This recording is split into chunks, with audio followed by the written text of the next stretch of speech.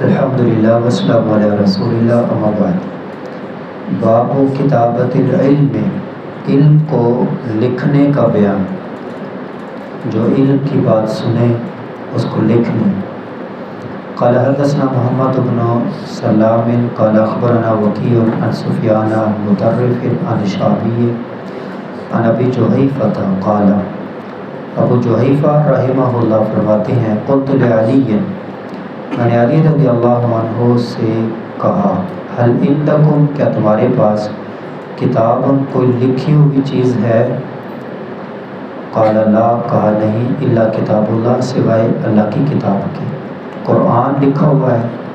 او فہم، یا ایسا فہم، اوتیہ ہو جو دیا گیا، رجل کوئی آدمی، مسلم مسلمان، یعنی قرآن کی فقاہت۔ یہاں سے معلوم ہوا قرآن کریم سے جو نکات اخذ کریں، قرآن کریم سے جو فقہی مسائل اور استنباطات اور نکات اخذ کریں وہ بھی لکھے جائیں۔ اور ما فی ہذہ صحیفہ، یا جو اس صحیفے کے اندر ہے۔ قالا، کہتے ہیں قل، تو میں نے کہا وما فی ہذہ صحیفہ، اس صحیفے میں کیا ہے؟ قالا، کہتے ہیں العقل، اس میں ایک تو دیت ہے، اور فکاک الاسیر، اور قیدیوں کو چھڑانے کا بیان ہے، اور یہ بات بھی ہے ولا یقتل مسلم بکافر، کہ کسی مسلمان کو کافر کے بدلے قتل نہیں کیا جائے گا۔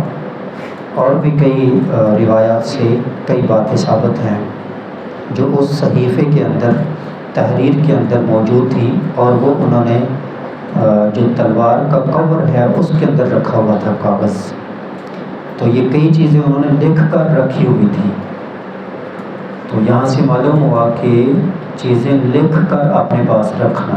اور یہ بات بھی معلوم ہوئی کہ نبی کریم صلی اللہ علیہ وسلم کے دور میں جہاں قرآن لکھا جاتا تھا وہاں پر اور باتیں جو نبی صلی اللہ علیہ وسلم بیان فرماتے، جن کو احادیث کہتے ہیں، وہ بھی لکھی جاتی تھیں، اور علی رضی اللہ عنہ کے پاس ان میں سے چند باتیں لکھی ہوئی موجود تھیں۔